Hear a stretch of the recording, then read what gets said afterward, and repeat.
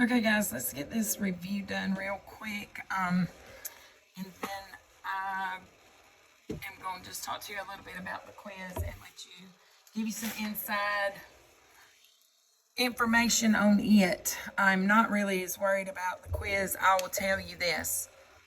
Every problem on the quiz is a parallel problem to this. Matter of fact, I'll show you the first one.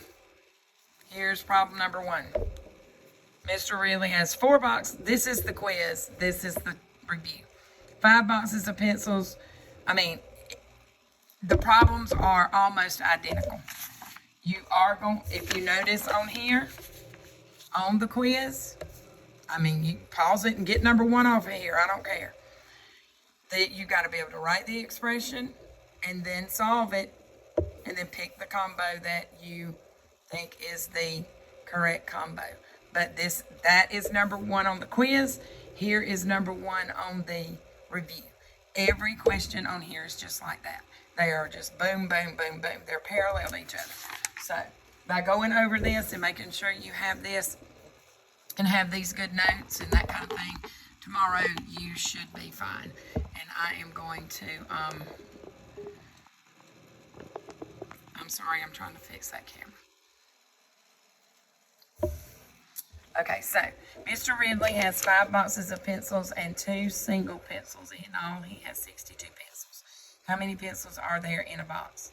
So we got to write an equation. Well, if you remember, and before I do anything else too, I know this is not the biggest font in the world, but you've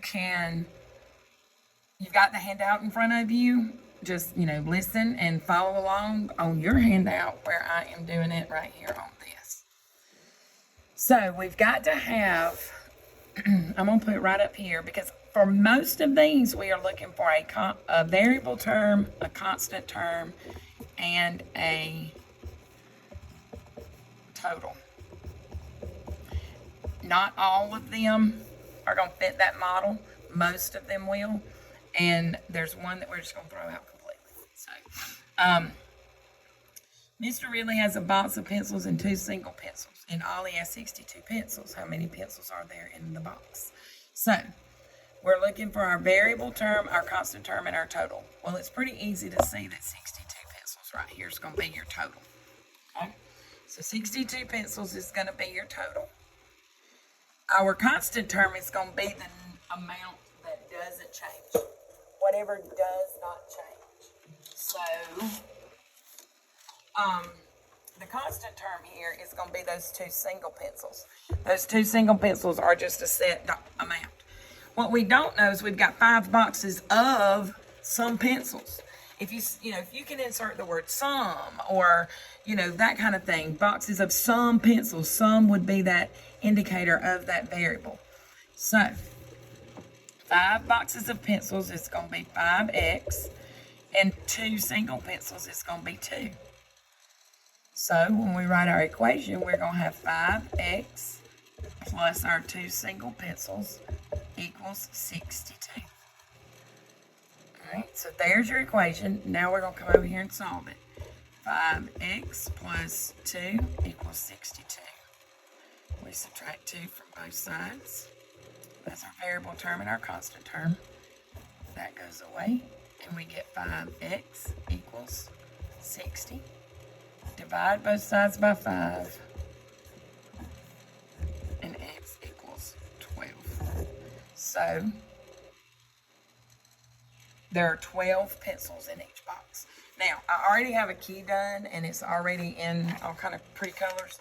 So, I'm going to put the key, this other key on Google Classroom, and it has the sentence written on there too. So, but I'm not going to do that right here for the sake of time. You bought a magazine for $7 and 5 books. A magazine for $7. That's a set amount. That's going to be our constant term. And some books. We bought some books. So that's going to be our variable term. And a total of $37. So there's our total. So our 5 books is going to be 5x. The constant term is 7. And then our total is 37. So our equation be 5x plus 7 equals 37. Okay. Now we'll come over here. I'm just going to rewrite it right here. We subtract 7 from both sides. 5x equals 30. Divide both sides by 6. By 5. I'm sorry, I got ahead of myself. By 5. And x equals 6. So there are 6 books. I mean, each book costs $6.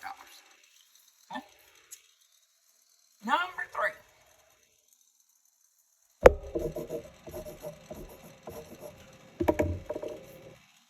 We're going to throw it out.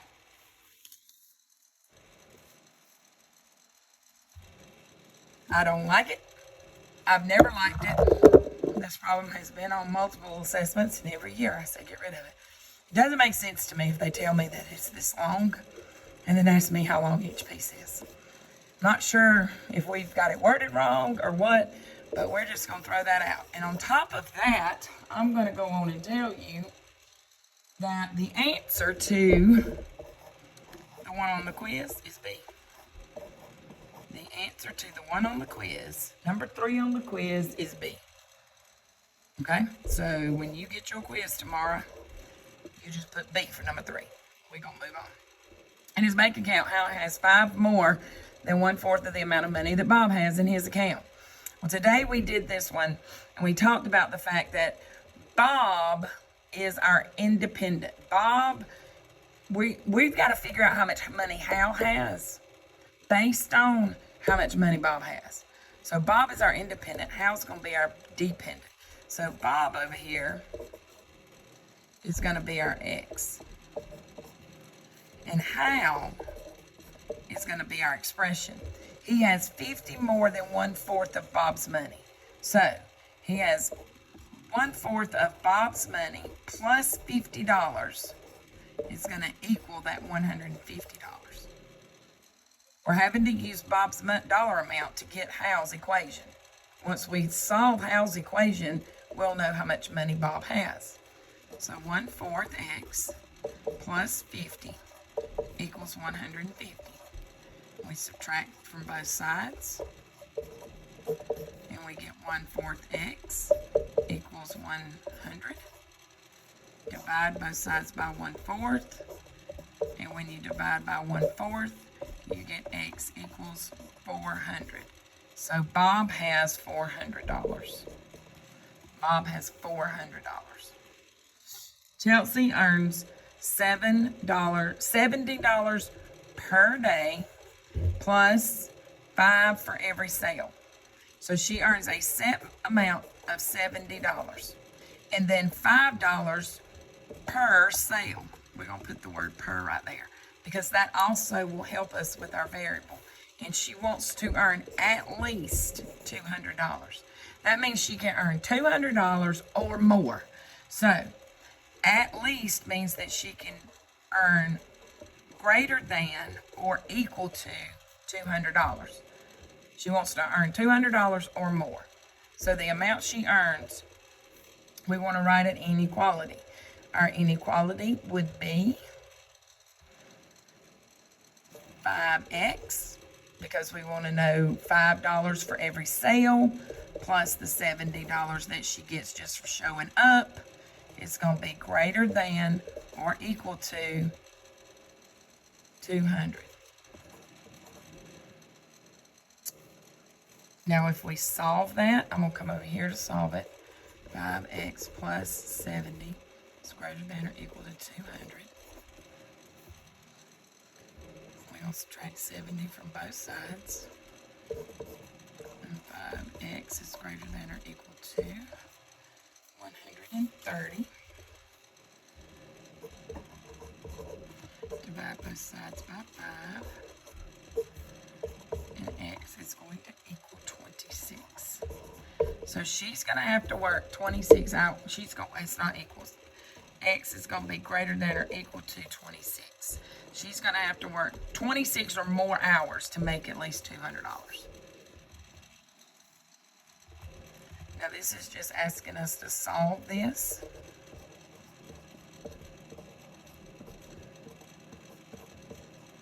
We can look at this right now. When the variable term has a negative, that sign's going to have to flip around at the end. When we're done, we got to flip the sign because that variable term, when the variable term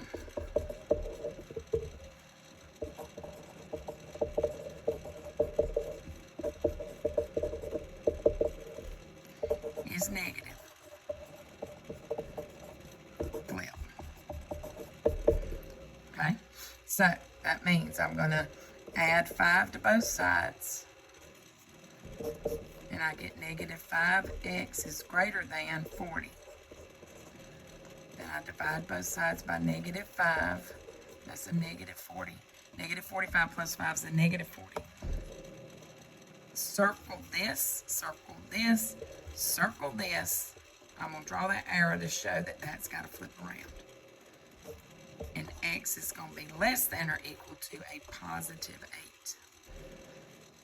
So then if I wanted to show that as a shading, I could just show my 0 down here, my 8 up here. This is going to be an open circle, and we would shade this way because it's going to be less than 8. Less than 8. All right. A waitress earned $12 per hour at her job plus an additional $80 in tips. $12 per hour is going to be my variable term, plus tips is going to be my constant term. And she earned more than $170 total. She earned more than $170. So this is going to be greater than or equal to. More than $170. Oh, no, wait, I'm sorry. More than. So it's just greater than, no equal to. More than is just greater than. Okay? So let's write our equation. Our inequality. 12x plus 80 equals 170. Not 170, greater than 170. Now let's come over here and solve it. We subtract 8 from both sides.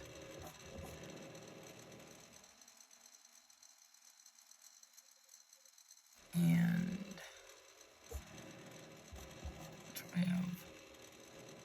12x is greater than.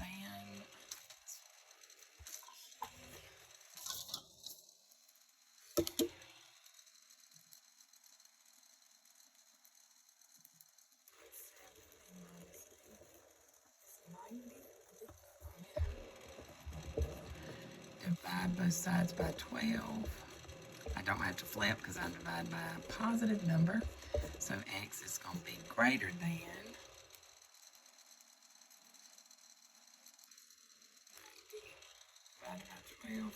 7.5. So she worked more than 7.5 hours. All right. On this last one, negative 5y plus 9 is less than 24. We can look at this. I talked about this today. We can look at this if we know what we're doing and get rid of some. Let's get rid of some of these answer choices. First thing I can do is look right here. Look at this. Look at the symbol and know that it's going to be an open circle. If I know it's going to be an open circle, that gets rid of A and C. And then I can look right here and see that this is going to make this sign flip around. This sign's going to flip, that sign's going to flip around when I'm done, meaning that my shading has to be going in that direction. My shading's going to have to point to the right. And this answer choice B is the only one that has the shading pointing to the right. However, because of a mistake on our end, this is not even the right answer if you work it. So we're going to work it, and I'm going to show you what the answer should be. And then we will we'll fix it in the answer choice, okay? I haven't worked the ones on the test, but I think they're right. So we subtract 9 from both sides, and negative 5y is less than 15. Divide both sides by negative 5. There's a negative, there's a negative. I've got to flip that around. So, I got to flip that around. So y is going to be greater than a negative 3, because that's a negative. This should be greater than negative 3. So we should have a negative 3 right here. We should have a negative 3 right here. It should be an open circle, and all of this should be shaded. All of that should be shaded to show that that's actually the right answer right there. Okay? That's actually the right answer. So we could have narrowed it down to B, even just with what we did, and pretty much gotten the answer. But then it wasn't the right answer, but not by any fault of yours, but mine or ours. So I just wanted you to fix it on that answer choice. But I can tell you on the one for tomorrow, it is got the right answer. There. So there's your key. There's your video of me going back over it. Some of you were really concerned about this problem right here. Number 4. Number 4 on here is identical to that, just about. If you go through the same step, you won't have any trouble with number 4 on the quiz. We will be practicing more of this as we get on into getting ready for our unit test. This is just a quick little quiz. Using this paper this piece of paper right here is about all you're gonna need tomorrow. But you are allowed to use any of the handouts from yesterday and today. So hope this helps, and let me know if you need anything.